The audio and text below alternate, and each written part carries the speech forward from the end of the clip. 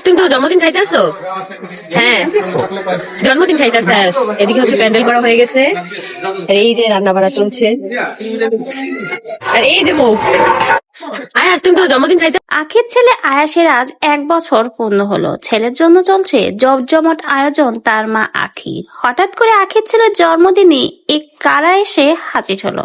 তাহলে কি শেষমেশ আখির ছেলের জন্মদিনে তার বাবা আহাদ এবং বড়মা তিশা আসলো? তো ভিউয়ার্স, সম্প্রতি সময়ে কিন্তু সোশ্যাল মিডিয়াতে দেখা যাচ্ছে ধুমতারাক্কা আখির ছেলের জন্মদিন আয়োজন করেছে মা হিসেবে যতটুকু পেরেছে তার সাধ্য মতো। কোনো কিছুর কমতি নেই।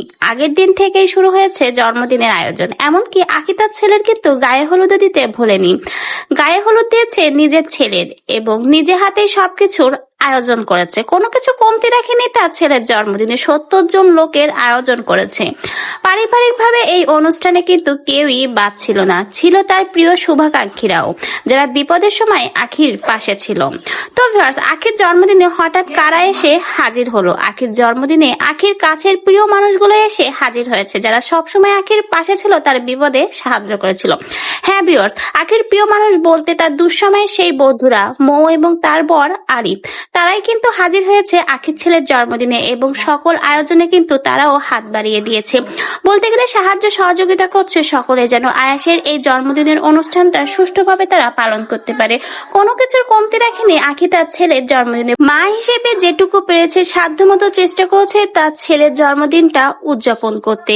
যেখানে তার বাবার থাকার কথা ছিল, আজ কিন্তু বাবা থেকেও নেই। আখির ছেলে আয়াসের জন্মদিনে ধুমতারাক্কা আয়োজন চলছে। যেখানে আজ বাবার কোলে থাকার কথা ছিল আয়াসের, সেখানে আজকে আয়াস বন্ধুর কোলে চড়ে সকল জন্মদিনের আয়োজন দেখছে। অনেক বড়সড় করছে তার সাধ্যমতো আখি তার ছেলের জন্মদিন। সকলে কিন্তু আয়াস বাবুর জন্য মাশাআল্লাহ বলবেন এবং দোয়া করবেন আয়াস বাবু যেন জীবনে অনেক বড় হতে পারে এবং মানুষের মতো মানুষ হতে পারে।